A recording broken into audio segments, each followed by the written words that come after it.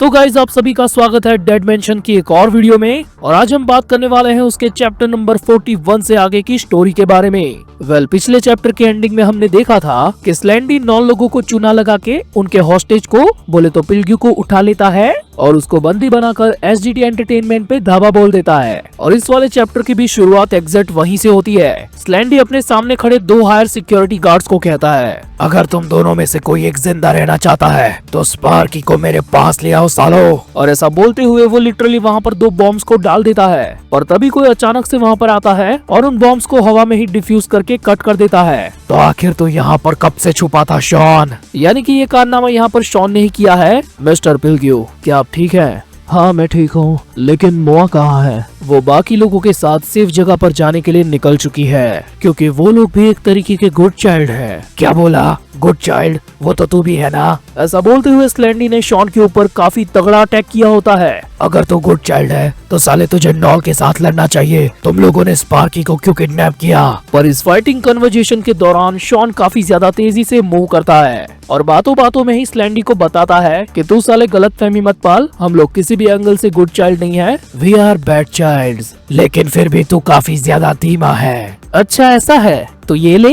And Shawn ने भाई literally ये कहते हुए काफी तगड़ी किक मारी होती है स्लैंडी को। और हम देखते हैं कि शॉन इस लड़ाई के अंदर काफी ज्यादा फोकस्ड है। स्लैंडी भाई इस लात से सीधा लाइट कैमरा एक्शन के सेट पर जाकर गिरते हैं, पर तुरंत ही वो अपनी जगह पर खड़े होकर शॉन से कहते हैं, अबे गुड हो या बैड, तू बाहर में जा साले, मुझे क्या लेना देना तुमसे, मुझे बस स्पार्की लौटा दो। अब आपके दिमाग में भी ये आया होगा कि आखिर स्लैंडी का ऐसा कौन सा कनेक्शन है स्पार्की के साथ कि वो उसकी इतनी ज्यादा केयर करता है। वेल ये चीज हमें उसके पास्ट के थ्रू पता चलती है। हम देखते हैं एक लग्जरी कोठी बंगले को और ऑथर हमें बैकग्राउंड में बताते हैं कि ये तकरीबन 10 साल पहले की बात है। उस वक्त एक इटालियन माफिया अपनी पूरी एक ऑर्गेनाइजेशन चलाता था और अपना ये एम्पायर उसने खड़ा किया था अपने सबसे ज्यादा वफादार कुत्ते के दम पर। एक ऐसा कुत्ता जिसे खून और मिट्टी उन दोनों से कोई भी परहेज नहीं था। ये एक तरीके से उसकी वफादारी ही थी उसके मालिक की पूरी ऑर्गेनाइजेशन के प्रति। लेकिन एक दिन अचानक से उस कुत्ते ने एक डिसीजन लिया कि वो उन सारी चीजों को छोड़ के हमेशा के लिए चला जाएगा। और ऐसा उसने इसीलिए किया क्योंकि उसे अपनी जिंदगी का एक नया मालिक मिल गया था। वेल अभी जिस कुत्ते की बात हो रही है वो हमारे स्लैंडी भाई ही है, जो अपने पास्ट में एक तरीके से इटालियन जॉन विक थे। और उनका ये मारधाड़ वाली जॉब छोड़ने का कारण भी एक खास वजह थी, और वो थी उनकी बीवी और उनकी बेटी, जिनकी तस्वीर वो अभी अपने लॉकेट के अंदर देख रहे हैं। अब अगले सीन में हम देखते हैं स्लैंडी भाई के घर को, और ये एग्जैक्ट उसी वक्त के बाद का सीन है जब उन्होंने इटालियन जॉन विक पने से एक तरीके से रिटायरमेंट ले लिया था। और अपना घर का दरवाजा खोलते ही वो देखते हैं कि घर में काफी ज्यादा अंधेरा और सन्नाटा है। वो लाइट जलाते हुए अपनी बीवी से कहते हैं कि कम से कम डार्लिंग तुम्हें घर की लाइट तो ऑन रखनी चाहिए थी। पर लाइट को ऑन करते ही स्लैंडी भाई देखते हैं कि उनके सामने उनकी बीवी और बच्ची दोनों खून से सने हुए हैं। और ये देखकर स्लैंडी काफी ज्यादा शॉक में जा चुका था। पर तभी अचानक से कोई एक असासिन पीछे से निकलकर उसके सर पर अटैक करता है और हम देखते हैं फ्लोर पर गिरे हुए स्लैंडी के खून को। और उसकी कुछ देर बाद पेट्रोल की स्मेल के चलते स्लैंडी की आंखें खुलती है और वो खुद देखता है कि उसकी आंखों के सामने उसका पूरा का पूरा घर जल रहा है, और वो भी उसकी जिंदगी के नए मालिक के साथ। ये नजारा देखकर वो काफी ज्यादा सहम चुका था एंड इसी के चलते वो हल्की आवाज में बोलता है, अनाया प्लीज प्लीज ऐसा मत करो, नहीं ऐसा नहीं हो सकता, तुम मुझे छोड़कर नहीं जा सकती, ऐसा नहीं हो सकता है ना, तुम नहीं मर सकती, तुम तो मुझे अभी भी ठीक लग रही हो बेटा। अब स्लैंडी खुद असलियत जान चुका है, लेकिन इसके बावजूद वो ये चीज एक्सेप्ट करना नहीं चाहता। वेल उसकी जिंदगी का मालिक जो बताया गया था वो उसकी बीवी नहीं बल्कि असलियत में उसकी बच्ची थी। और अभी उसे ऐसा लगता है कि वो स्टिल उसे बचा सकता है, तो इसीलिए वो उस जलते हुए घर के अंदर अपनी बेटी को हक करके कवर कर लेता है और वहीं पर बैठ जाता है। पर अफसोस जैसा कि हम जानते हैं कि वो सरवाइव नहीं कर पाएगी क्योंकि वो पहले से ही जा चुकी है। और अगले सीन में हम देखते हैं उसी इटालियन बॉस के कोठी बंगले को, जिसके दरवाजे पर एक जला हुआ बंदा अपनी शॉटगन के साथ एंट्री मारता है। और स्लैंडी की किस्मत देखो कितनी ज्यादा खराब है। वो अपने परिवार के साथ आग में खत्म होना चाहता था, लेकिन फिर भी नहीं हो सका। और जब उसने अपनी आंखों के सामने वो नजारा देखा था ना, तभी वो समझ गया था कि ये उसके पुराने मालिक ने ही करवाया है। वो उस नजारे को देखकर इतना ज्यादा खौफ में आ चुका था कि उसे पता ही नहीं चला कि कोई लुल्ली असासिन उसके पीछे से आकर उसको मार गया। वरना आप ही सोच कर देखो कि लिटरली एक जॉन विक जैसे बंदे को आखिर कौन ही टेक डाउन कर सकता है। वेल यहाँ पर मैं चैप्टर से हटकर कुछ खास डिटेल्स को बताना चाहूंगा। वेल इस टाइम पे असासिन्स की दुनिया के अंदर स्लेंडी का काफी ज्यादा नाम चलता था और इसका रेफरेंस हमें तभी मिल गया था जब नॉल स्पार्की को रिकवर करने आता है। नॉल स्पार्की को रिकवर करने के लिए एक ऐसा वक्त चुनता है जब स्लेंडी उसके आसपास नहीं था और जब स्लेंडी वहाँ पर आता है तब तक वो स्पार्की को मैनिपुलेट कर चुका था और नॉल ही वो बंदा है जो इस मानवा के अंदर स्लेंडी को सबसे पहले उसके असली नाम से बुलाता है, जो कि है स्लेंडरमैन रोमन। और स्पार्की जब किडनैप हुई थी उस टाइम पर भी स्लेंडी नॉल को पेलना चाहता था, लेकिन तब भी नॉल फाइट को अवॉइड करता है क्योंकि वो भी अच्छे से जानता है कि अगर उसकी फाइट स्लेंडी के अगेंस्ट लंबी चली तो वो उसको टो टू टो नहीं जा पाएगा। और इसके अलावा स्लेंडी एक अच्छा बंदा है, वो चीज हमें इस मानवा के अंदर कई बार टीज की गई है। जब स्लेंडी और स्पार्की की एंट्री ईडन लोगों के अगेंस्ट में होती है तब भी स्लेंडी स्पार्की को लड़ाई से पीछे रहने के लिए कहता है और एग्जैक्ट उसी टाइम पर वो स्पार्की को कई बार प्रोटेक्ट भी करता है। इनफैक्ट वो डेमियन के साथ भी लड़ने के लिए तैयार हो गया था क्योंकि डेमियन ने जो चीज ईडन के साथ की थी वो चीज स्लेंडी को जरा भी पसंद नहीं आई थी, क्योंकि एग्जैक्ट वही चीज वो अपने पास्ट में झेल चुका था, जो एग्जैक्ट अभी कुछ देर पहले ही हमने देखी। और अभी उसके पास्ट में हम देखते हैं कि वो अपने पुराने मालिक से बदला लेने आया है और उसके हाथ में अभी वही लॉकेट है जिसके अंदर उसके परिवार की फोटो थी, लेकिन अभी वो लॉकेट भी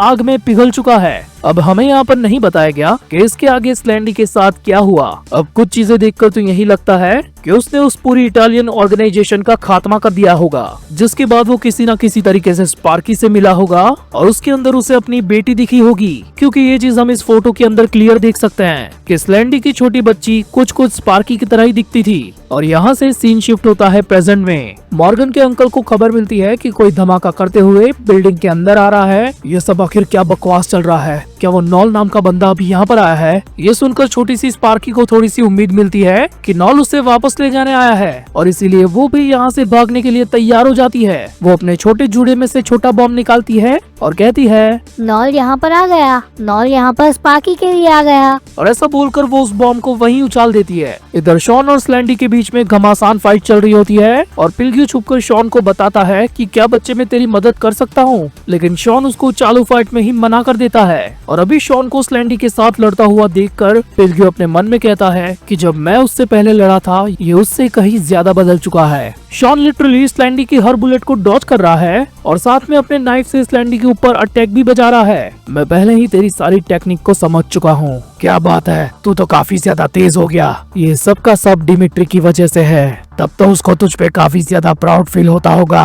और ऐसा बोलते हुए स्लेंडी काफी ज्यादा गुस्से में अपनी गन को फेंक देता है और अपनी उंगलियां चटकाते हुए शॉन पर टूट पड़ता है। शॉन भी काफी ज्यादा स्पीड में उसके अटैक से बचता है और उस पर कैरमबिट नाइफ से अपना एक अटैक लैंड करने जाता है, पर अगले ही सेकंड हम देखते हैं कि स्लेंडी ने उसके नाइफ तक को अपने हाथों से तोड़ दिया है। भाई साहब, Italian John Wick, absolute cinema.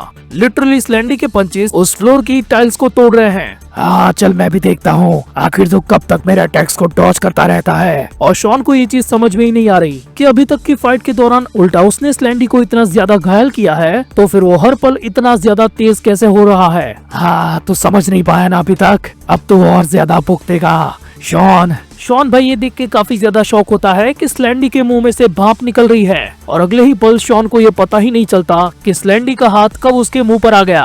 और यहाँ से नेक्स्ट सेकंड स्लेंडी ने शॉन का मत्था दीवार में घुसेड़ दिया होता है। आखिर तेरा ध्यान कहाँ है? स्लेंडी फुल रेज मोड के अंदर उसको दीवार से घसीट कर सीधा जमीन पर पटकता है, पर अपनी इस हालत में भी शॉन उसके मुंह पर एक नी दे मारता है, पर इससे भी स्लेंडी पर कोई फर्क नहीं पड़ता। उल्टा वो शॉन से कहता है, उम्मीद छोड़ दे, तू नहीं जीत सकता मुझसे। और ऐसा बोलते हुए स्लेंडी ने लिटरली शॉन को जमीन के अंदर ऐसा धसा दिया होता है। पर हम देखते हैं कि शॉन भाई भी अब धीरे धीरे अपने दिमाग का संतुलन खो रहे हैं और अपनी क्रेजी स्माइल के साथ वो स्लेंडी को कहता है, अरे नहीं नहीं नहीं नहीं नहीं, अभी तो असली मजा शुरू हुआ है क्योंकि मैंने उसे ढूंढ लिया।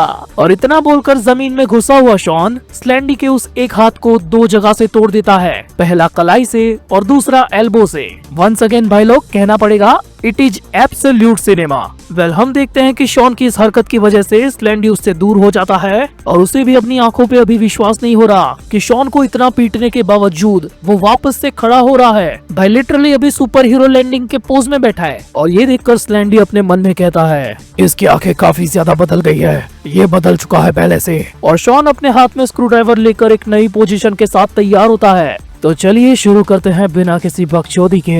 और उसके सामने स्लेंडी भी तैयार होता है अपने टूटे हुए हाथ की उंगलियां चटकाते हुए। पर तभी पिलग्रिम नोटिस करता है कि उसका बड़ा भाई अचानक से इस हॉल में आ चुका है। ओए तेरे बाप का ज़ॉम्बी मारू साले, इधर देख। तूने कहा था कि तू यहाँ पर स्पार्की के लिए आया है ना? तो ये देख ले, अब आगे तू और क्या करना चाहता है। इस साले ने लिटरली छोटी स्पार्की के गले पे चाकू लगा दिया है और ये देखकर स्लेंडी का खून खौलने लगता है। लिटरली उसके मुंह में से कई सारी भाप निकल रही होती है। तू साले कमीने अपने गंदे हाथ उससे दूर रख। तू भौंक ले साले, कितना भी भौंकना है। अब मैं यहाँ से हाथ नहीं हटाने वाला। साले भाड़ में जा तू और तेरा वो नॉल। क्या तुम लोगों को ऐसा लगता है कि तुम साले ही इस तरीके की गंदी गेम्स खेल सकते हो? अब मैं तुझे दिखाता हूँ कि असली खौफ क्या होता है। लिटरली एसजीटी एंटरटेनमेंट के बॉस ने स्पार्की के गले पे चाकू घुमाने के लिए रख दिया होता है और यहाँ पर ये चैप्टर एंड हो जाता है।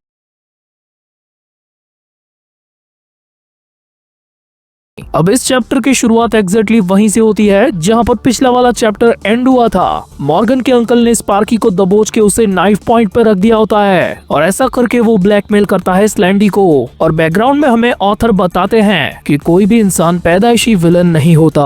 वो तब तक उस रास्ते को कभी नहीं चुनता जब तक उसे मजबूर नहीं किया जाता।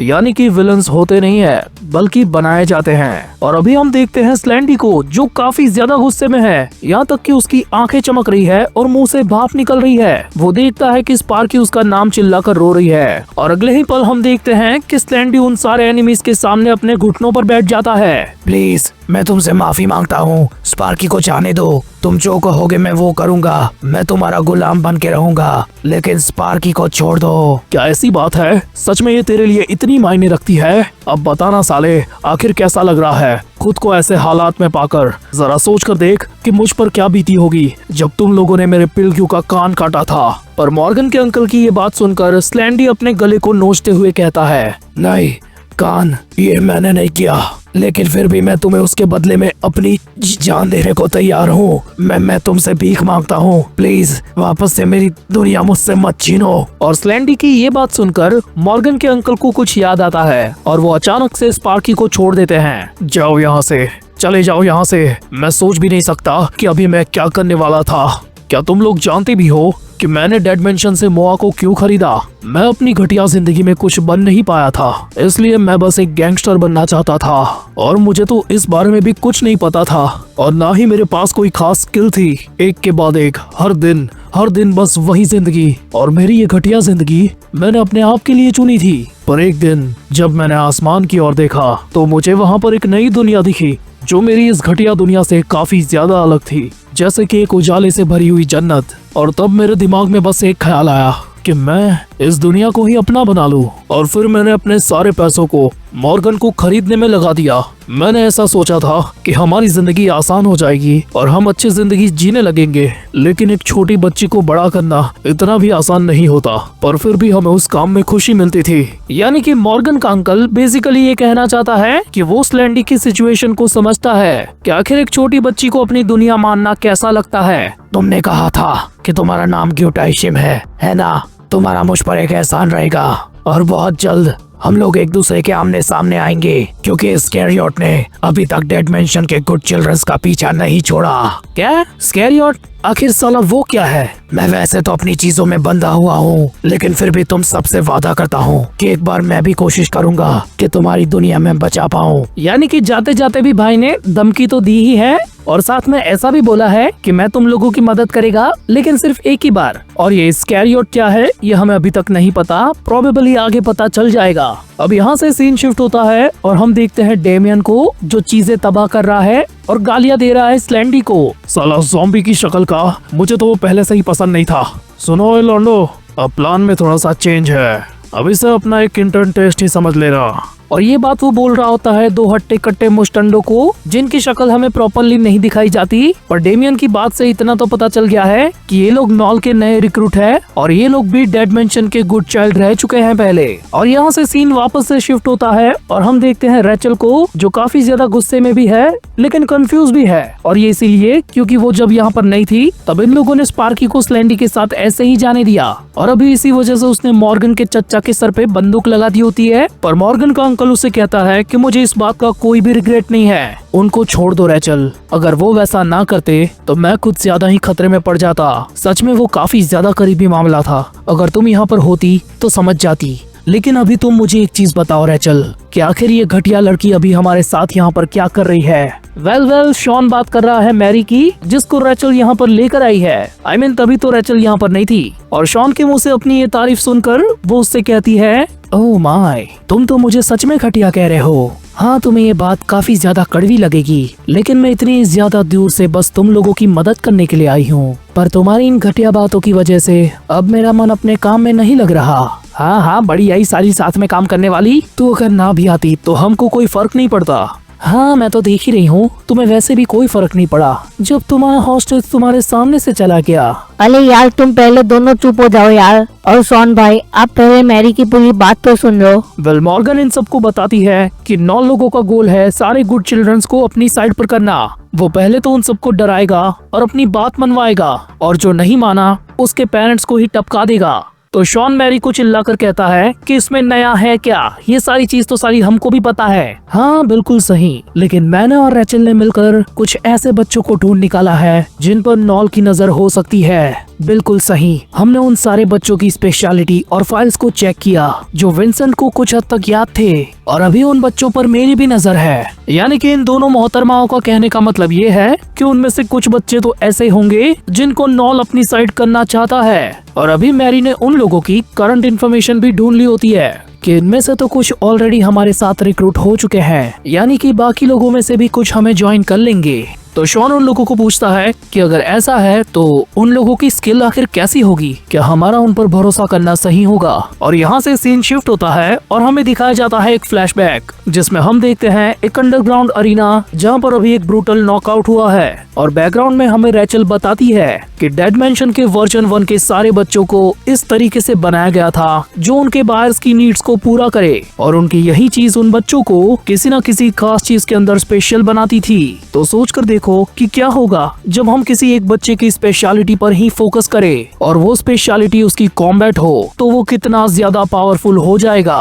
वेल, इसी फ्लैशबैक के अंदर हम देखते हैं कि जिस बंदे का प्लेयर हार चुका है वो उस जीतने वाले प्लेयर के मालिक के पास गाली देते हुए जा रहा है, और वो उसे अपनी गन से शूट करने ही वाला था। पर तभी अचानक से एक असासिन काफी स्पीड में आकर उसके गले में सिल्वर थ्रेड को बांध देता है, और अगले ही पल उसका काम 25 हो जाता है। अब सीन यहाँ से शिफ्ट होकर वापस से प्रेजेंट में आता है, और रैचल इन सबको बताती है कि इसीलिए हमने उन सारे बच्चों को अपनी तरफ आने के लिए हायर किया है एज ए मर्सिनरी के तौर पर। अगर हमें नॉल को पकड़ना है तो हमें भी थोड़ी सी फोर्स की रिक्वायरमेंट तो होगी ही। पर तभी मैरी बॉक्स के अंदर से किसी चीज को निकालते हुए रैचल को कहती है कि इतना काफी नहीं होगा रैचल, हमें अभी भी एक परफेक्ट प्लान की जरूरत है। और मैरी का वो प्लान है मोआ का सोलो कॉन्सर्ट, यानी कि उसका कहने का मतलब ये है कि नॉल अभी भी मॉर्गन के पीछे पड़ा है, तो वो उसके लिए वापस आएगा, और मॉर्गन के इस कॉन्सर्ट के अंदर हम उसके लिए ट्रैप बना के रखेंगे, जैसे वो आएगा वैसे ही पकड़ा जाएगा। और यहाँ से सीन वापस से शिफ्ट होता है और हम देखते हैं उसी बंदे को जो अभी डैमियन के सामने था, जिसके मोबाइल में अभी मोआ के कॉन्सर्ट का वही पोस्टर है। यार मोआ तो कॉन्सर्ट कर रही है, ये तो काफी जल्दी हो रहा है, मतलब तुम्हें इसके पीछे पड़े हो। ये है मोआ, ये तो मॉर्गन है, यानी कि ये बंदा मॉर्गन को पहले से जानता है। और अभी हमें इसका नाम दिखाया जाता है जो है कॉर्नर, डेड मैंशन का वर्जन 1 कॉम्बैट स्पेशलिस्ट। और उसके साथ वाला बंदा उसे कहता है, यस ब्रदर, तुम बिल्कुल सही बोल रहे हो, अगर तुम ध्यान से इसकी शक्ल को देखोगे तो तुम्हें उसके बचपन का चेहरा भी याद आ जाएगा।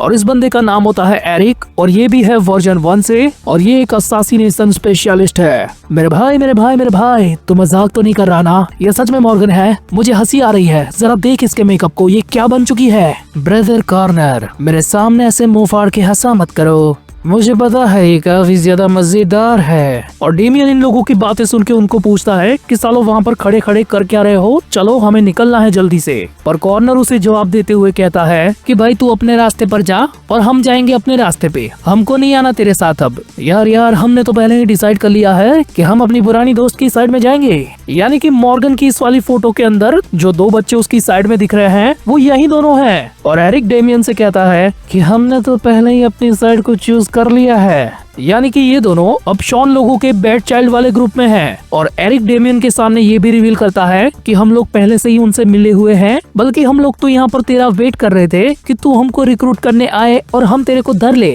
क्या बकवास है, आखिर ये आज क्या हो रहा है? मैं तुम सालों को अब गाली दूं तो कौन सी वाली दूं? अब इसे मेरी फाइनल वार्निंग समझ लेना। अगर तुमने वो रास्ता चुना तो मैं खुद तुम्हारा काम 25 कर दूंगा, समझ गए ना सालो? पर तभी डेमियन देखता है कि उसकी तरफ एक मुक्का काफी तेजी से आ रहा है और कॉर्नर ने एक ही मुक्के में डेमियन को कॉर्नर कर दिया होता है। देखा जो पहले वार करता है वो पहले जीतता है। पर हम देखते हैं कि डेमियन ने ऐसी हालत में भी कॉर्नर के पंच को ब्लॉक कर लिया होता है। पर तभी एरिक उसकी बॉडी पर पूरा स्टील वायर लपेटकर उसे उठाकर पटकता है किसी और जगह पर। ब्रदर कॉर्नर, हमें भी थोड़ा मौका दीजिए। पर तभी काफी ज्यादा स्पीड में एरिक के पीछे से आती है डेमियन की एक खतरनाक लात और डेमियन की इस किक ने एरिक को उड़ाकर दूर फेंक दिया होता है। तभी कॉर्नर ये देखकर काफी ज्यादा गुस्से में डेमियन पर अटैक करता है और डेमियन उसकी किक को सेम उसी की टेक्निक से रोक लेता है और उन दोनों के पैर से हवा में टकराने के बाद कॉर्नर ये नोटिस करता है कि उसके पैर में से खून निकल रहा है। देखा अपनी लापरवाही का नतीजा, बेटा बच्चे बाप से पंगा नहीं लिया करते। पर तभी एरिक उसके पीछे से काफी ज्यादा स्पीड में एक नाइफ के साथ अटैक करता है, पर डेमियन सस्ता जेम्स ली बन के हवा में उछल जाता है और नीचे लैंड करते हुए वो अपनी लात बजा देता है एरिक की गुद्दी पर। और तभी कॉर्नर भी काफी ज्यादा स्पीड में उसको ग्रैब करने के लिए आगे आता है,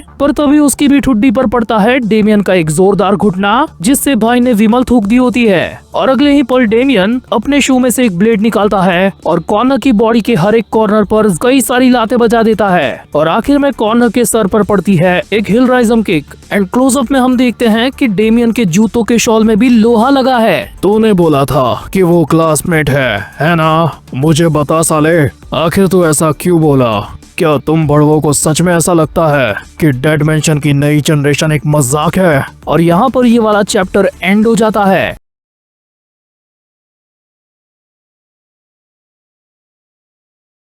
अब इस चैप्टर की शुरुआत में हमें SGT एंटरटेनमेंट का वही बिल्डिंग दिखाया जाता है जहाँ पर ये सब लोग अपनी फुल टू प्लानिंग में लगे हुए थे और मैरी ने इन सबको एक तोड़ू प्लान बताया था जो था मोआ का एक ब्रांड न्यू कॉन्सर्ट। और उसकी ये बात सुनकर शॉन उसे कहता है, अबे गधे की बच्ची, इतनी इंटेंस सिचुएशन में तुझे यहाँ पर मुजरे वाला कॉन्सर्ट करना है? ऐसा मत बोलो, आखिर मुजरे से तुम्हारा क्या मतलब है? ये कमाल की स्ट्रेटेजी है, लेकिन अगर हम ऐसा करेंगे तो हम उनके मुकाबले कुछ ज्यादा एक्सपोज नहीं हो जाएंगे। हमें उसी चीज का तो फायदा उठाना है शॉन। फायदा? अबे मुझे तो बता, आखिर कैसा फायदा? भले ही वो लोग हम पर कहीं से भी अटैक करे, पर अभी हमारे पास पूरा का पूरा मौका है कि उस कॉन्सर्ट की जगह और टाइमिंग दोनों हम डिसाइड करें। यानी कि ये कॉन्सर्ट हमारे ही प्लान का पार्ट है, तो इससे हमें फायदा हो सकता है। और रही बात मोआ की, तो वो तो बस एक चारा है। वेल, इसके बाद हम देखते हैं रेचल को, जो उस प्लानिंग वाले रूम से बाहर निकल गई है और फोन पर अभी किसी से बात कर रही है। हेलो, क्या तुम एरिक बात कर रहे हो? मैंने तुम्हारे भाई कॉर्नर से भी बात करने की कोशिश की। रेचल, रेचल, रेचल, रेचल, क्या सच में ये तुम्हारी आवाज है रेचल? और ये आवाज सुनकर रेचल पहचान जाती है कि ये डेमियन की आवाज है और फिर वो उससे पूछती है कि क्या उन दोनों भाइयों ने तुम्हारा स्कैरियोट ज्वाइन कर लिया? कौन सी साइड बे, कौन सी साइड? हमें अपने लोगों में इस तरीके का कचरा नहीं चाहिए। तो आखिर क्या हुआ है उनके साथ? तुमने क्या किया है उन लोगों के साथ? वैसे ये काफी अच्छा सवाल है, लेकिन तू खुद ही गैस कर लेना रेचल कि आखिर मैंने इनके साथ क्या किया होगा। इन दोनों गधों ने बातों बातों में ही ये बक दिया कि उस मोआ नाम की बिच का असली नाम मॉर्गन है, और ऐसा बोलते हुए वो रेचल का कॉल तुरंत ही कट कर देता है। पर तभी डेमियन देखता है कि वहाँ पर शिका आ रही है। वेल, आई होप कि आप लोग इसे भूल ना गए हो, ये भी नॉल की टीम का हिस्सा है और पहले भी हमने इस छमिया को नॉल के साथ देखा है। अब शिका को यहाँ पर देखकर डेमियन थोड़ा सा सरप्राइज तो होता है, लेकिन फिर उसके दिमाग में एक खुराफाती ख्याल आता है। वाह, ये काम तो करेगा। शिका मेरी जान, क्या मुझ पर एक फेवर करोगी? वेल, शिका की शक्ल देखकर इतना तो साफ पता चलता है कि ये कोई अजीबोगरीबी इंसान है। इसने अपने एक ईयरिंग के अंदर ब्लू कलर का स्टोन पहना हुआ है और इसकी आंखें भी देखो पूरी की पूरी रेड हो चुकी है और उसकी एक आंख के अंदर प्यूपिल्स की जगह एक प्लस का साइन दिख रहा है। और यहाँ से सीन वापस से शिफ्ट होता है SGT एंटरटेनमेंट में। वेल, यहाँ पर ये सारे लोग स्लेंडी भाई की तबाही के मलबे को समेट रहे होते हैं। तभी पिलग्यू के हाथ में एक जला हुआ बॉक्स लगता है और उस बॉक्स के अंदर होती होती है कई सारी गिफ्ट्स जो मोआ के फैंस ने उसे भेजी है और पिल्ग्यू को उस बॉक्स के साथ उसका बड़ा भाई देख लेता है और उसे ऑर्डर देते हुए कहता है, पिल्ग्यू अभी की सिचुएशन काफी ज्यादा खराब हो चुकी है। हम लोग सच में खुद नहीं जानते कि आखिर अंदर से क्या निकल सकता है, तो अच्छा यही होगा कि हम इसे ना खोले, इसे कहीं दूर ले जाके फेंक दो। हमारे लिए सबसे पहली प्रायोरिटी मोआ की सेफ्टी है। पर तभी पिल्ग्यू नोटिस करता है कि मोआ भी बिल्कुल वहीं पर खड़ी है और ये सारी बात उसने सुन ली है। वो सीधा नीचे जंप करके अपने दोनों अंकल से कहती है कि अंकल ये मेरी चीज है तो आप इसे मुझे ही दे दो। और ऐसा कहते हुए वो गुस्से से पिल्ग्यू से वो बॉक्स छीन लेती है। मोआ ऐसा नहीं करते बेटा, हम तुम्हें सेफ रखना चाहते हैं, हमें नहीं पता कि उसके अंदर क्या है। मेरी बात मानो बेटा, अभी के लिए ये चीजें हमारे लिए मायने नहीं रखती। लेकिन मोआ पगली गुस्से में रोते हुए अपने अंकल से कहती है कि नहीं, ये मेरे फैंस ने मेरे लिए भेजा है, आखिर आपकी जरूरत कैसे हुई कि आप इसे फेंक दोगे, वो भी मुझसे पूछे बिना। पर तभी उसका बड़ा अंकल उसे कहता है, बहुत हो गया मोआ, क्या तुम देख नहीं सकती कि यहाँ पर सबकी क्या हालत है? आखिर तुमको क्या लगता है हम सब यहाँ पर क्या कर रहे हैं? लेकिन अंकल इतना ज्यादा ओवर प्रोटेक्टिव होने की जरूरत नहीं है, मैं सब कुछ संभाल सकती हूँ। मैंने कहा ना नहीं तो नहीं, आखिर तुम मेरी बात क्यों नहीं मान रही? मैं नहीं चाहता कि कोई तुम्हें तकलीफ पहुँचाए मोआ, मेरा काम है तुम्हें प्रोटेक्ट करना और यही एक इकलौती चीज है जो मैं तुम्हारे लिए अभी की सिचुएशन में कर सकता हूँ, तो तुम समझा करो मेरी बात को। और अपने अंकल के मुंह से ये सारी बातें सुनकर मोआ रोने लगती है और तुरंत ही वहाँ से चली भी जाती है। एंड ये सारी चीजें देखकर पिल्ग्यू अपने बड़े भाई से पूछता है, बड़े भाई आपने ऐसा क्यों किया? मुझे नहीं पता पिल्ग्यू, मुझे बस इतना पता है कि मैं तुम्हें और मोआ को तकलीफ में नहीं देखना चाहता और मैं किसी को खोना भी नहीं चाहता। मैं वही चीज कर रहा हूँ जो इस वक्त में करी जानी चाहिए। और हम देखते हैं कि इन सारी चीजों को शॉन ऊपर के फ्लोर पर खड़ा होकर सब कुछ देख रहा है और यहाँ से सीन शिफ्ट होता है और हम देखते हैं एक वीक के बाद का सीन, जहाँ पर एक बड़े से स्टेडियम के अंदर मोआ का कॉन्सर्ट हो रहा है और स्टेडियम के अंदर उसी की तैयारियों के साथ अनाउंसर अनाउंसमेंट करता है कि अब बस 30 मिनट के अंदर कॉन्सर्ट शुरू होगा।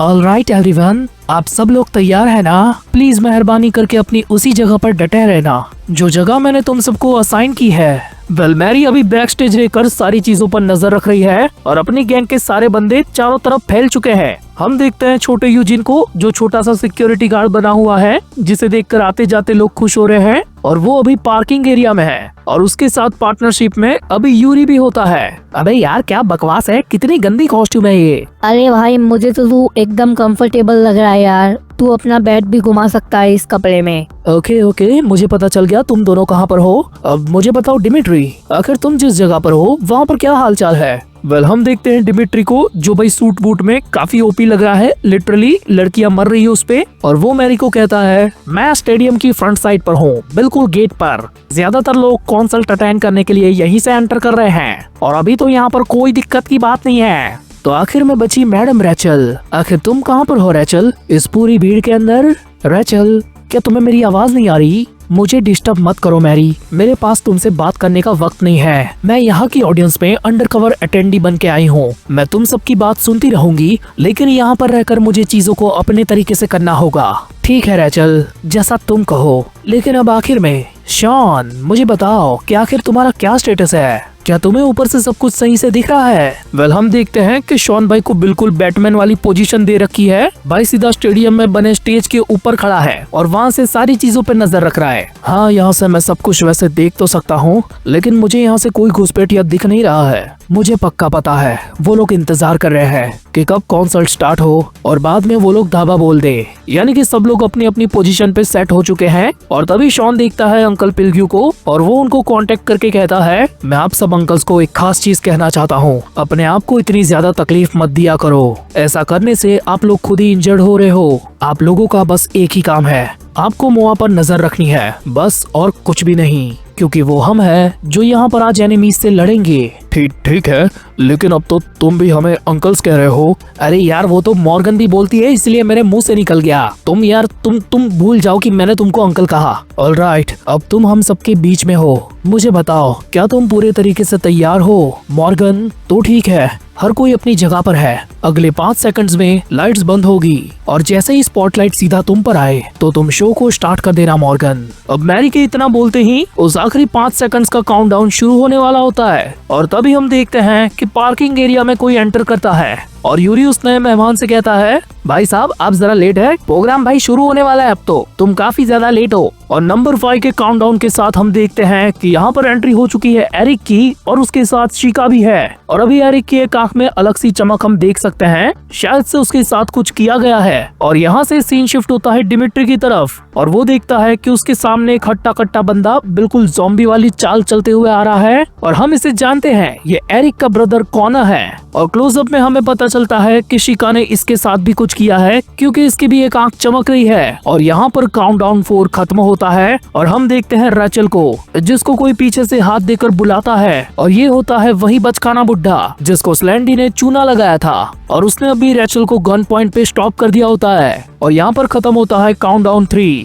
और हम देखते हैं शॉन को और उसके सामने भी कोई आ चुका है। और काउंटडाउन नंबर 2 के साथ हम देखते हैं कि ये और कोई नहीं बल्कि डेड मेंशन का जॉन विक एके स्लैंडी है। और अभी करंटली शॉन काफी ज्यादा सीरियस होकर स्लैंडी के साथ सेकंड राउंड करने के लिए तैयार होता है क्योंकि पहले राउंड में फाइट अधूरी रह गई थी। और अगले ही सेकंड हम देखते हैं कि काउंटडाउन 1 के साथ मोआ का कॉन्सल्ट स्टार्ट हो जाता है और उसी के साथ शॉन और स्लैंडी एक दूसरे की तरफ काफी स्पीड में बढ़ते हैं। भाई ये दोनों लिटरली पागल है, ये दोनों साले स्टेज के ऊपर फाइट करने वाले हैं। और यहीं पर ये चैप्टर एंड हो जाता है।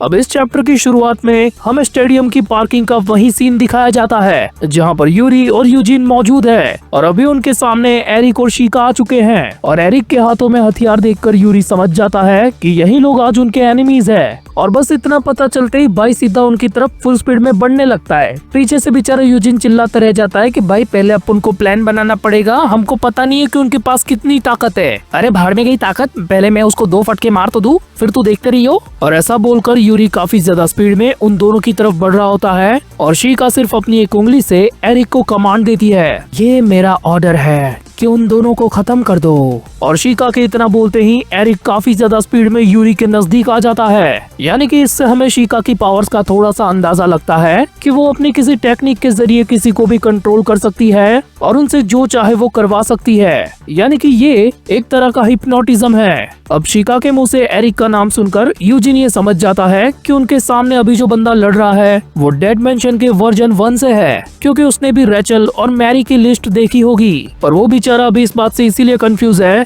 कि ये लोग तो हमारे साथ मिलने वाले थे, तो आखिर ये लोग स्कैरियोट के साथ क्या कर रहे हैं। और यही सोचते हुए वो चिल्लाकर यूरी से कहता है, ओए गलती से अपना गार्ड डाउन मत करना, वो सच में काफी ज्यादा खतरनाक है। और यूरी उस पर ध्यान देते हुए कहता है, अबे चूहे तू अपना काम कर, तू मेरे को मत सिखा कि मुझे क्या करना है। और यूरी की नजर एरिक से हटते ही एरिक उस पर एक खतरनाक अटैक करता है और यूजिन काफी ज्यादा स्पीड में बीच में कूदकर उसके अटैक को रिफ्लेक्ट कर देता है। अरे यार मैंने बोला ना अपने गार्ड को डाउन मत कर, मेरी बात को समझ। पर यूरी एरिक पर अटैक करते हुए यूजिन से कहता है, अबे छोटे चूहे साले तू बीच में मत पड़, मेरा ध्यान भटक जाता है। वेल हम देखते हैं कि यूरी के अटैक से एरिक तो बच चुका है और वापस से वो यूरी पर अटैक भी करता है, लेकिन इस बार यूरी अपने एक बैट का सपोर्ट लेकर थोड़ा सा ऊपर उछलता है और ऊपर हवा में ही अपने दूसरे बैट को निकाल कर एरिक के ऊपर एक खतरनाक स्ट्राइक मारता है। एंड यूरी का यह अटैक लिटरली इतना ज्यादा खतरनाक होता है कि एरिक उड़ता हुआ सीधा पार्किंग के बैरिकेड पर जाकर लगता है। अरे जे बात देखा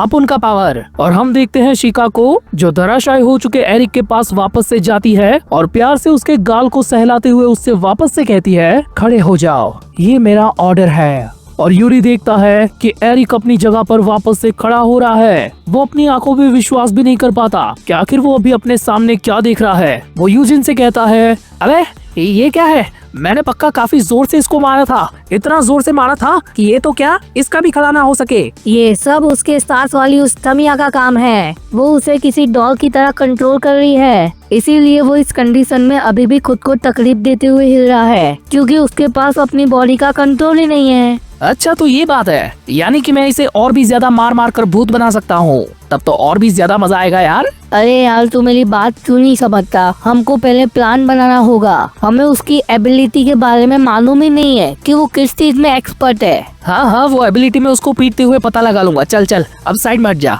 अरे भाई मेरी बात को मान, हमें काफी सारी चीजों के बारे में नहीं पता यार। ऐसा भी तो हो सकता है कि वो लड़की कई सारे लोगों को कंट्रोल करे। और यूजिन के इतना बोलते ही हम देखते हैं कि उसके पीछे से मेटाडोर उन पर अटैक करता है। यानी कि यूजिन की बात बिल्कुल सही है। हम देखते हैं मेटाडोर के फेस को और हमें पता चलता है कि इसे भी शिका ने बिल्कुल वैसे ही कंट्रोल किया है। अब यहाँ से सीन शिफ्ट होता है और हम देखते हैं डिमिट्री को, जिसके सामने अभी कॉर्नर ज़ॉम्बी चाल चलते हुए आ रहा है। पर डिमिट्री ये नोटिस करता है कि उसके सामने से चलकर आ रहा बंदा उसको कुछ बोल रहा है। वेल कॉर्नर भी शिका के फुल कंट्रोल में होता है, लेकिन पता नहीं कैसे वो डिमिट्री को वार्निंग दे रहा है। वो डिमिट्री को अपनी टूटी फूटी आवाज में कहता है भाग जाओ यहाँ से, दूर भाग जाओ। लेकिन डिमिट्री को ये समझ में नहीं आता कि आखिर उसके सामने वाला बंदा उसे क्या कह रहा है। और तभी पलक झपकते ही कॉर्नर उसके सामने आ जाता है और उस पर मारता है खतरनाक पंच। और इस पंच का इम्पैक्ट इतना ज्यादा डिस्ट्रक्टिव था कि डिमिट्री दीवार तोड़ता हुआ सीधा लॉकर रूम में जाकर गिरता है। माँ की आंख,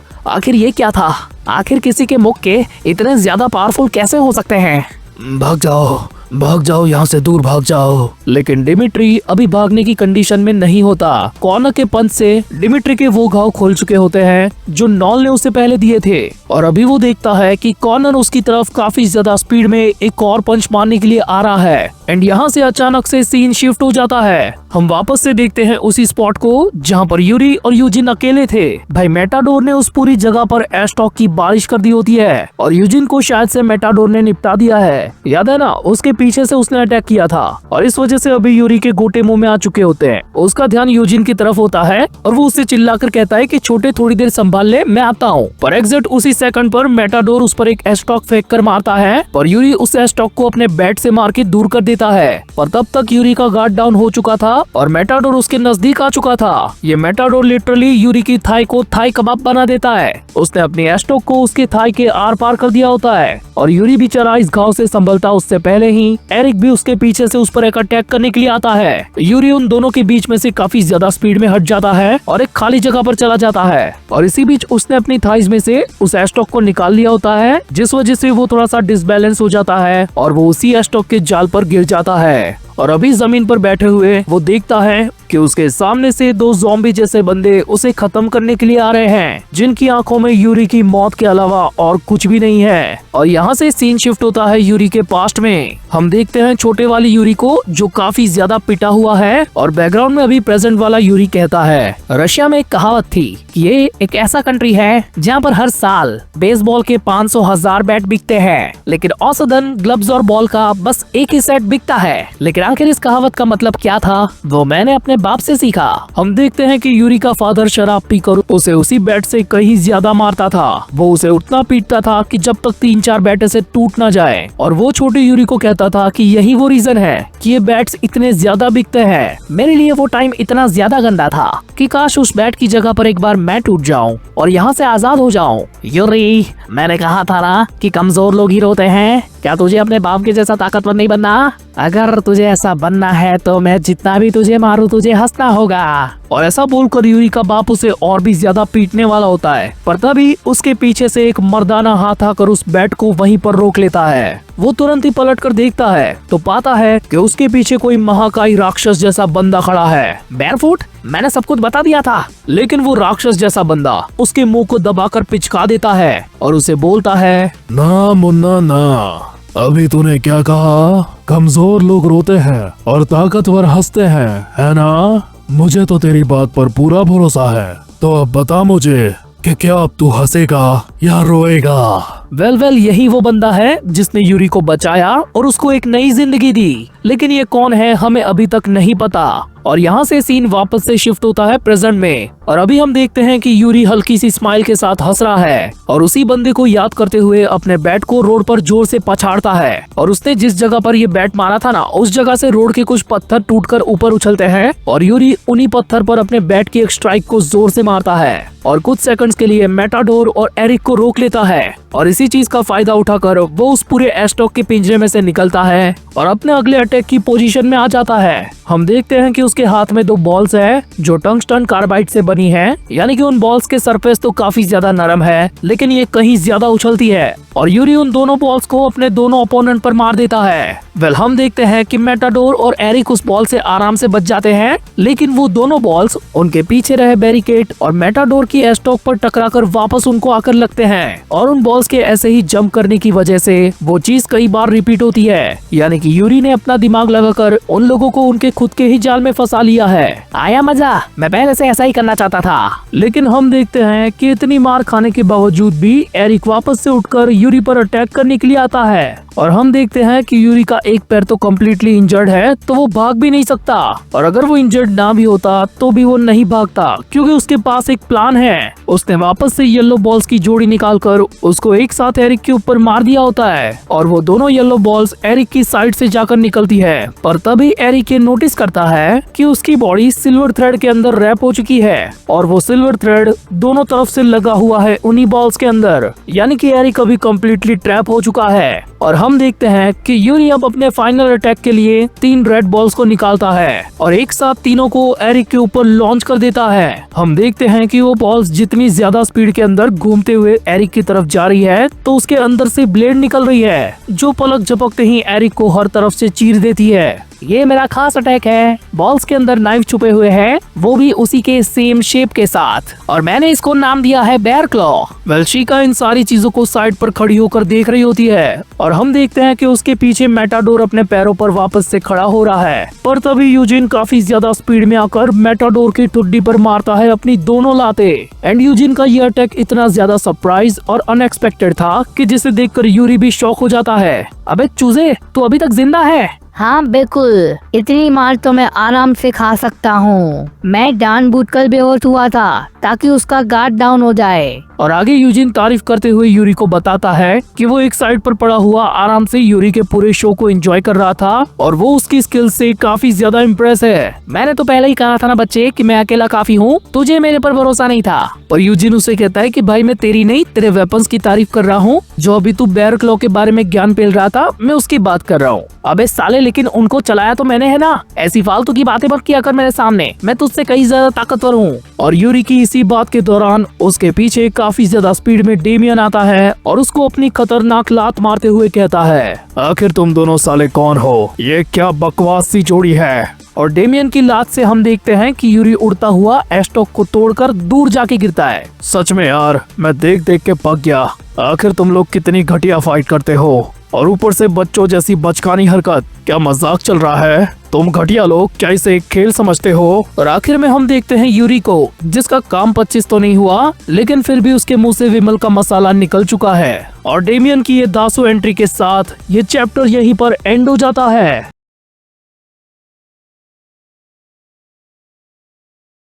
अब इस चैप्टर की शुरुआत होती है डिमिट्री और कॉर्नर के फेस ऑफ से। डिमिट्री देखता है कि कॉर्नर काफी ज्यादा स्पीड में एक और मुक्का बचाने के लिए उसकी तरफ आ रहा है, तो वो काफी स्पीड में वहां से हट जाता है, पर कॉर्नर वहीं पर नहीं रुकता।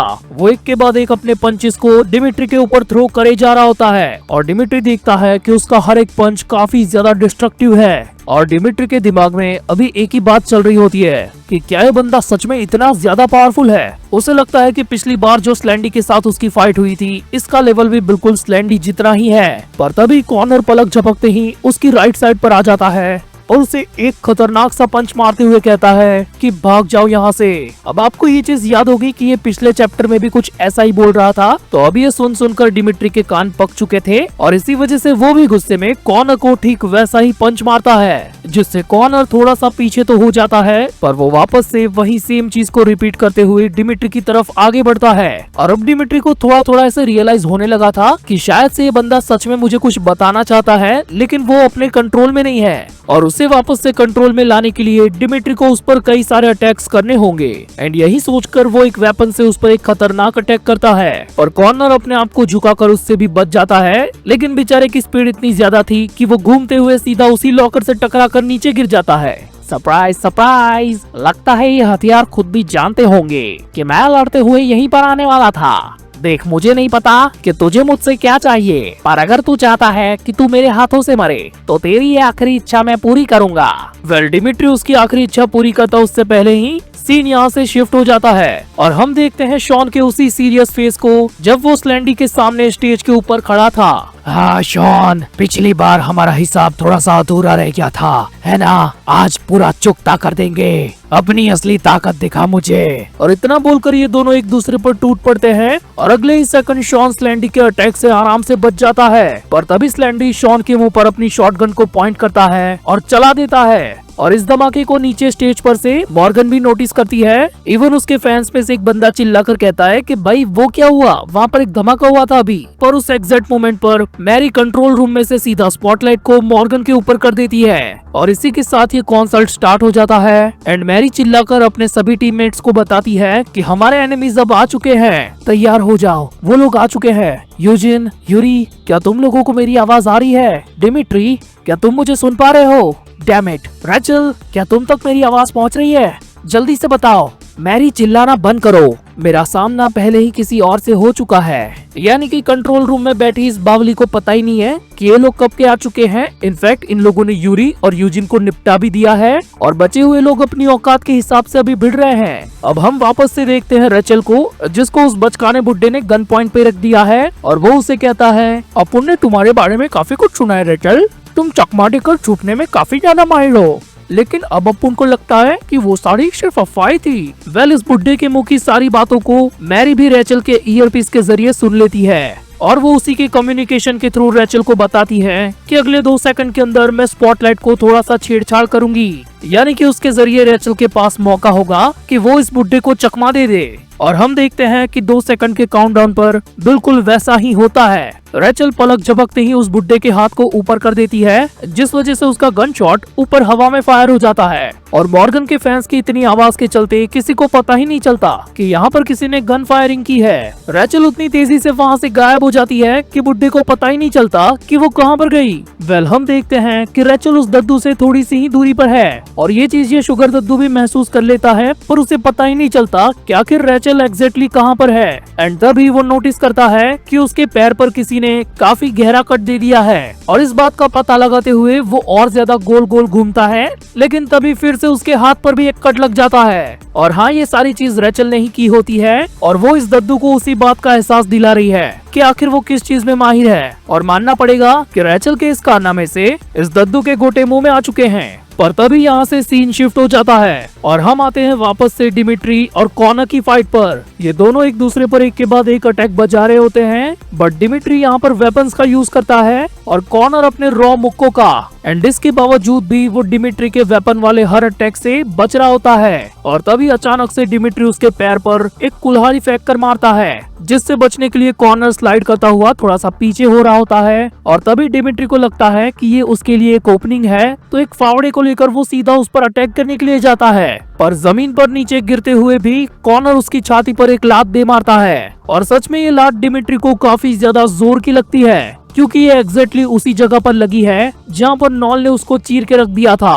और अगले ही सेकंड उसकी ठुड्डी पर पड़ती है कॉर्नर की अपरकट और इससे पहले कि ये अपरकट खाकर वो नीचे गिरता, तभी बीच में कॉर्नर उसे एक जोरदार तनतनाता मुक्का मारकर जमीन में घुसा देता है। यानी कि आसान भाषा में कहा जाए तो कॉर्नर ने डिमिट्री का मार मार के कुत्ता बना दिया होता है। और वो यहीं पर नहीं रुकता, वो उस पर चढ़कर कहीं और ज्यादा मुक्के बरसाता है। और ऐसे ही गंदे तरीके से पिटते हुए डिमिट्री को याद आता है एक पास्ट का सीन, जब उसने एक बड़े से ग्रिजली बियर का हंट किया था।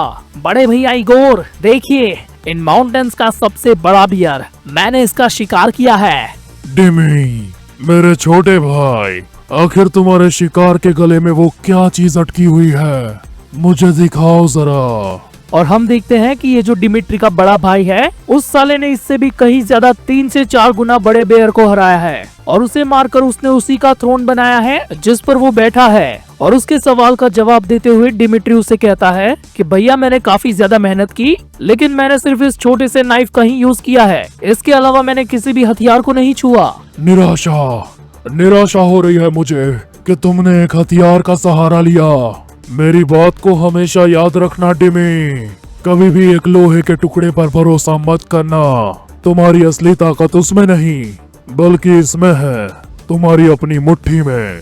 वेल मैं कहना तो नहीं चाहता था, लेकिन फिर भी मौका मिला है तो बता देता हूँ कि सही में यार इस पैनल में यही डायलॉग कहा गया है। ये चांदनी चौक टू चाइना से उठाया है। 16 साल पहले की पिक्चर थी वो, और इसी मोटिवेशन को डिमिट्री प्रेजेंट में याद कर रहा है। और सीन शिफ्ट होते ही हम देखते हैं उसके ताकतवर मुक्के को, जो सीधा कॉर्नर के पेट पर लगता है। एंड ये बस डिमिट्री की 50% ही पावर होती है। और इसी पंच को कंटिन्यू करते हुए वो काफी ज्यादा स्पीड में अपनी जगह पर खड़ा होता है और अपनी 100% पावर के साथ कॉर्नर को इतना जोरदार मुक्का मारता है कि कॉर्नर कांच का दरवाजा तोड़ते हुए सीधा दूसरे लॉकर रूम में जाकर गिरता है। मैंने आज तक अपनी जिंदगी में काफी अजीब लोगों से फाइट की है। कोई मुझ पर रैंडमली चीजें उठाकर फेंकता था, तो कोई मुझ पर फटाके फेंकता था। किसी के पास बंदूकें थी तो किसी के पास हथियार। लेकिन सिर्फ तेरी वजह से आज मुझे ये याद आ गया कि आखिर मुझे कैसे लड़ना है। चल अब खड़ा हो जा, तुझे उतनी भी मार नहीं पड़ी है। आजा एक साथ पसीना बहाते हैं। यानी कि अब इन दोनों की फाइट का राउंड 2 शुरू होता है और कॉर्नर अपनी जगह पर खड़ा होकर सीधा झपटता है डिमिट्री पर। लेकिन इस बार डिमिट्री फुल तैयार था। वो उसी की स्पीड का फायदा उठाकर थोड़ा सा पीछे होता है और कॉर्नर का सर पकड़कर उसे नीचे झुका देता है और इसी के साथ उसकी ठुड्डी पर मारता है अपना जोरदार घुटना। पर तब भी कॉर्नर नीचे गिरने से पहले डिमिट्री का कॉलर पकड़ लेता है और उसे कहता है, अभी ये खत्म नहीं हुआ, भाग जाओ यहाँ से, भाग जाओ। हाँ मुझे पता है कि ये खत्म नहीं हुआ, लेकिन अब ये बहुत जल्द हो जाएगा।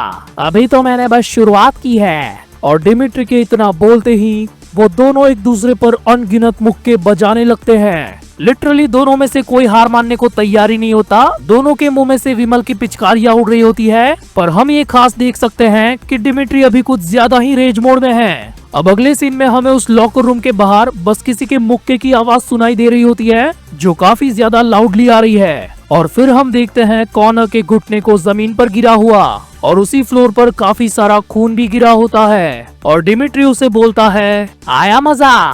क्या अब तेरी अकल ठिकाने पर आई? मैंने तुझे इतना पीटा है कि तेरा खून पसीना सब कुछ एक साथ बह गया है। कहा था ना, बच्चे कभी बाप से पंगा नहीं लेते। और डिमिट्री की विक्ट्री के साथ ये चैप्टर यहाँ पर एंड हो जाता है। चैप्टर की शुरुआत में हम देखते हैं स्लैंडी को, जिसके हाथ और मुंह में जलते हुए फटाके हैं। तो तैयार तो है ना शॉन? और बस इतना बोलकर वो सारे एक्सप्लोजिव्स को शॉन के ऊपर फेंक देता है। और उनसे हुए धमाके के बाद वो नोटिस करता है कि शॉन तो वहाँ पर है ही नहीं, क्योंकि शॉन स्टील वायर से लटक कर थोड़ा सा नीचे चला जाता है और एक अच्छे खासे मोमेंटम को लेकर वो झूलता हुआ वापस से ऊपर आ जाता है, वो भी स्लैंडी के एग्जैक्ट पीछे। अब इससे पहले स्लैंडी उसकी तरफ पलटता, शॉन सीधा उसके टकले पर एक लात दे मारता है और स्लाइड करता हुआ वापस से उसके सामने आ जाता है। हाँ बिल्कुल सही, इस फाइट को असलियत में ऐसा ही होना चाहिए था। ये जानकर काफी ज्यादा अच्छा लगा कि तू ऐसा भी कर सकता है। पर अभी शॉन का ध्यान स्लैंडी की बातों पर होता ही नहीं है। वो अपने मन में सोच रहा होता है, मेरा ध्यान अभी भी उसकी सांसों पर है, मुझे उसे और भी ज्यादा थकाना होगा। लेकिन इन सारी चीजों को सोचते हुए शॉन को ये पता ही नहीं चलता कि स्लैंडी काफी तेजी से उसकी नजदीक आ चुका है और उसके बस एक ही रैपट ने शॉन को उसकी जगह पर से उड़ाकर सीधा दूर फेंक दिया होता है। वेल शॉन का नसीब काफी ज्यादा अच्छा होता है कि वो नीचे नहीं गिरता, बल्कि थोड़ा सा एफर्ट लगाने पर वो स्टेज के मेटल स्कैफोल्ड को पकड़ लेता है और जैसे तैसे ऊपर आने की वापस से कोशिश कर रहा होता है। पर तभी स्लैंडी भाई भी अपनी जगह से लॉन्च होकर सीधा उस पर झपट्टा मारते हैं और स्लैंडी की बस एक स्ट्राइक ने उस मेटल स्कैफोल्ड को भी तोड़ दिया होता है। शॉन बेचारा डर के मारे वापस से लटक जाता है और यही सोच रहा है कि आखिर स्लैंडी किस चक्की का आटा खाता है। आखिर ये तू क्या कर रहा है शॉन? तूने तो कहा था कि तू मेरी वीकनेस को जानता है ना? तो थोड़ी और ज्यादा कोशिश करके मेरा सामना कर। और यहाँ से सीन शिफ्ट होकर जाता है नीचे मॉर्गन पर, जिसने अपने कॉन्सर्ट का फर्स्ट पार्ट कंप्लीट कर लिया है और पब्लिक अभी तालियां बजा रही होती है। जिसके बाद मोआ ये अनाउंस करती है कि थोड़ी देर के ब्रेक के बाद सेकंड हाफ भी जल्दी शुरू होगा। और एग्जैक्ट उस टाइम पर अंकल पिलग्यू को शॉन का मैसेज मिलता है और वो उनको बताता है कि अंकल जी अभी मेरी फटी पड़ी है, तो मैं मोआ की प्रोटेक्शन पर ध्यान नहीं दे पाऊंगा। यानी कि अब आप सभी अंकल्स की बारी है कि आप मोआ को प्रोटेक्ट करो, अपना खुद का ध्यान रखना और किसी भी चीज से डिस्ट्रैक्ट मत होना। हमारे दुश्मन काफी ज्यादा ताकतवर है। अब पिल्ग्यू अपने फुल ऑरा के साथ मोआ को प्रोटेक्ट करने के लिए निकल रहा होता है, पर तभी हम देखते हैं कि उसके सामने शीका आ जाती है और दूसरी तरफ शॉन मैरी को कांटेक्ट करके कहता है, मैरी जल्दी करो, अपना वो टाइम आ गया जो मैंने कहा था वो काम करने का। और शॉन का मैसेज मिलते ही मैरी कंट्रोल रूम में से कुछ बटन्स को प्रेस करती है, जिस वजह से स्टेज के ऊपर रहे कुछ हेलोजन लाइट अपनी पोजीशन को चेंज करते हैं। और यहाँ से सीन वापस से शिफ्ट होता है मोआ के रेस्ट रूम पर, जहाँ पर मोआ इतना अच्छा कॉन्सर्ट चलने के बाद भी काफी ज्यादा उदास है, क्योंकि उसे ऐसा लगता है कि उसकी वजह से काफी सारे लोगों की जिंदगी खतरे में है। एंड तभी उसका बड़ा अंकल उसे कहता है, मोआ मेरी बच्ची, बाहर के हालात काफी ज्यादा खराब है। वैसे तो ऑडियंस में से किसी ने कुछ भी नोटिस नहीं किया, लेकिन फिर भी हालात हमारे काबू से बाहर है। तो मेरा कहना ये है कि हमें ये कॉन्सर्ट यहीं पर रोक देना चाहिए। जिस पर मोआ अपने अंकल से पूछती है कि क्या अंकल आपने मेरा ये कॉन्सर्ट देखा या नहीं। तो उसका अंकल उससे बताता है कि हाँ मैंने तुम्हारा कॉन्सर्ट देखा, पर उस पूरे टाइम पर मुझे इसी बात का डर था कि कोई ना कोई आकर अचानक से तुम पे अटैक ना कर दे। तो फिर मोआ अपने अंकल से पूछती है कि अंकल आखिर आप क्यों मुझे एक आइडल बनाना चाहते हो। तो उसका अंकल उल्टा उससे पूछता है, अभी तुम ये सवाल क्यों कर रही हो। तो वो अपने अंकल से कहती है कि जब मैं बहुत छोटी थी तब मैंने एक बार अपने हाथ में चाकू लेकर आप लोगों से कहा था कि मैं बिल्कुल आपकी ही तरह एक गैंगस्टर बनना चाहती हूँ। And uncle was completely blank कि साला ये कब हुआ था। तो मॉर्गन अपने अंकल को अपने बचपन का एक किस्सा याद करवाती है और कहती है कि उस टाइम पर आपने मुझसे कहा था कि वो काले काम सिर्फ आप लोग ही करोगे और मुझे एक चमकता सितारा बनाओगे। मैंने बस एक बार आप लोगों से कहा था कि मुझे वो डॉल चाहिए। तो उस डॉल को लाने के लिए आप सभी अंकलों ने पूरे देश का कोना कोना छान मारा, पर बाद में मुझे पता चला कि वो कोई असली वाली डॉल नहीं थी, बल्कि उसे हाथों से बनाया गया था।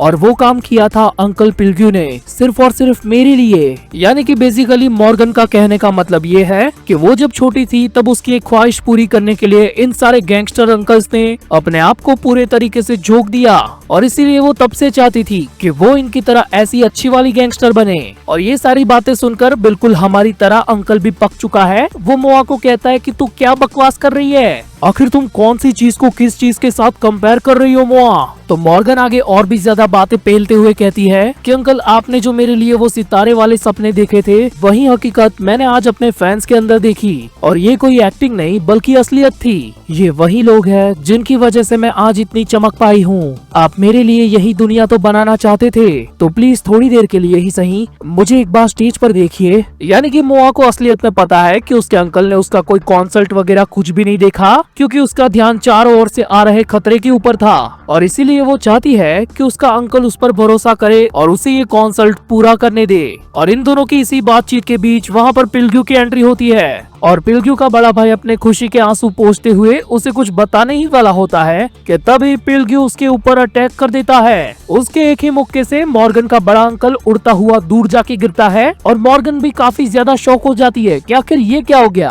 पर तभी उसी दरवाजे से एंट्री होती है शीका की। यानी कि अभी थोड़ी देर पहले जब हमने पिल्ग्यू के सामने शीका को देखा था ना, उसने वहीं से पिल्ग्यू को कंट्रोल में कर लिया है, और वो उस रूम के अंदर आते हुए पिल्ग्यू को ऑर्डर देती है कि मोआ पर अटैक करो, ये मेरा ऑर्डर है। तो पिल्ग्यू उसके ऑर्डर को कम्प्लीटली फॉलो करता है, पर मोआ उसके अटैक से बच जाती है, और उसके दिमाग में यही बातें चल रही है कि अभी कुछ मोमेंट्स पहले इसने अभी ऑर्डर कहा था। और वो नोटिस करती है कि जब से अंकल यहाँ पर आए हैं तब से उनकी आंखों में कोई अलग सी चमक है। तो पिल्ग्यू को वापस से होश में लाने के लिए वो उसके मुंह पर एक थप्पड़ बजाती है, पर शीका कंटिन्यूसली पिल्ग्यू को ये ऑर्डर दे रही है कि मॉर्गन को पकड़ो। तो पिल्ग्यू बिल्कुल वैसा ही करता है। हम देखते हैं कि पिल्ग्यू मोआ को पकड़ चुका है और उसने अपने भाई को बस एक ही मुक्के में ढेर कर दिया है। पर तभी मोआ अपने अंकल पिल्ग्यू को कहती है कि अंकल क्या सच में आप इस घटिया औरत के ऑर्डर को मानोगे। और शीका मॉर्गन की ये बात सुनते हुए नोटिस करती है कि मॉर्गन के अंकल ने उसको छोड़ दिया है। और तभी शीका के साथ साथ हम सबको ये पता चलता है कि मॉर्गन ने अपनी मेथड एक्टिंग के जरिए शीका की इस एबिलिटी को भी कॉपी कर लिया है, और अभी पिल्ग्यू उसके कंट्रोल में है। और वो गुस्से में शीका को कहती है कि ये मेरा इलाका है और तूने यहाँ पर आकर बहुत बड़ी गलती कर दी। एंड हमें दिखाया जाता है मेथड एक्टिंग 35% लोडिंग।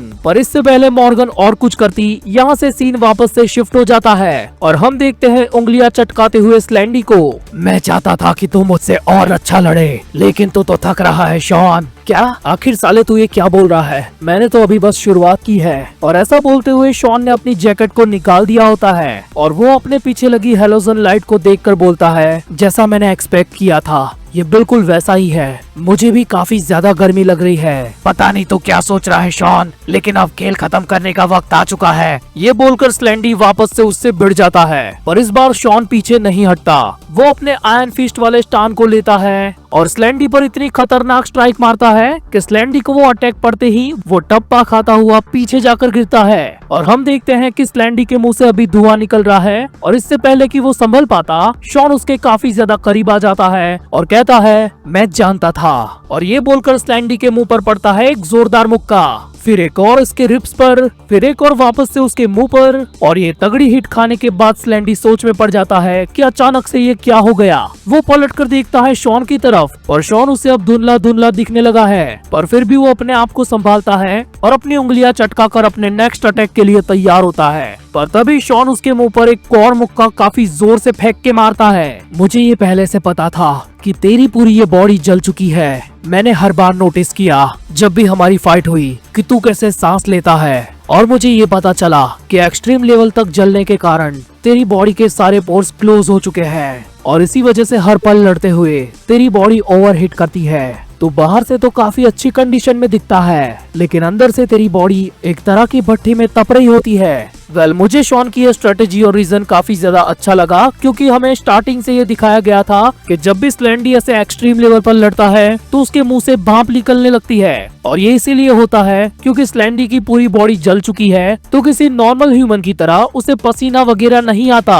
वो उसी की बॉडी के अंदर ट्रैप हो जाता है और धीरे धीरे उसकी बॉडी ओवरहीट होने लगती है, जिस वजह से उसके मुंह से भाप निकलती है। और शॉन ने जो मैरी को अभी थोड़ी देर पहले कहा था ना हेलोजन लाइट को ऑन करने के लिए, वो इसी वजह से कहा था क्योंकि स्टेज के ऊपर जहाँ पर ये लोग लड़ रहे हैं वहाँ पर थोड़ी सी गर्मी बढ़ जाए और शॉन को इससे कुछ हेल्प मिले। अच्छा, तो तू वेट कर रहा था कि मेरी बॉडी कब हीट अप होती है, इसीलिए तू मेरे साथ यहाँ पर ऊपर लड़ रहा है। हाँ, बिल्कुल सही कहा तूने, ये काफी अच्छा आइडिया है। मानता है कि नहीं? मानना पड़ेगा शॉन, मानना पड़ेगा। तू डेड मेंशन का सबसे बेस्ट प्रोडक्ट है। और ऐसा बोलते हुए स्लेंडी उस मेटल स्कैफोल्ड के एक हिस्से को तोड़ देता है। मैं तेरी ये खूबी देखकर काफी ज्यादा इम्प्रेस हुआ शॉन, लेकिन अब मेरी बारी है कि मैं तुझे कुछ दिखाऊं। और ये बात सुनकर शॉन के अभी गोटे मुंह में आ जाते हैं, क्योंकि वो अब जान गया है कि स्लेंडी के पास और भी कई टेक्निक्स है। मेरी बॉडी ओवरहीट हो जाएगी और मेरे साथ ऐसा होगा ये मैंने सोचा नहीं था, लेकिन कैसा होगा कि अगर मैं अपनी बॉडी का टेम्परेचर लो कर दूं। और उसके इतना बोलते ही हम देखते हैं कि अभी जो उसने लोहे का सलिया वो तोड़ा था ना, वो तोड़कर उसने उसी के जरिए अपनी बॉडी पर जगह जगह पर कट्स लगा दिए हैं, जिस वजह से उसका हीट हो चुका ब्लड नीचे गिर रहा है। अब बता मुझे शॉन, क्या ये कमाल का आइडिया नहीं है? चल आजा, एक और राउंड खेलते हैं। और स्लेंडी की ये घिनौने क्रेजी मूव के साथ ये चैप्टर यहीं पर एंड हो जाता है। मैं कहना तो नहीं चाहता, लेकिन एक बात सच सच बता देता हूँ कि स्लेंडी के सामने असलियत में शॉन की कोई औकात नहीं है, लेकिन फिर भी वो जानबूझकर शॉन के सामने ऐसे कमजोर पड़ रहा है ताकि शॉन उसे डिफीट कर दे।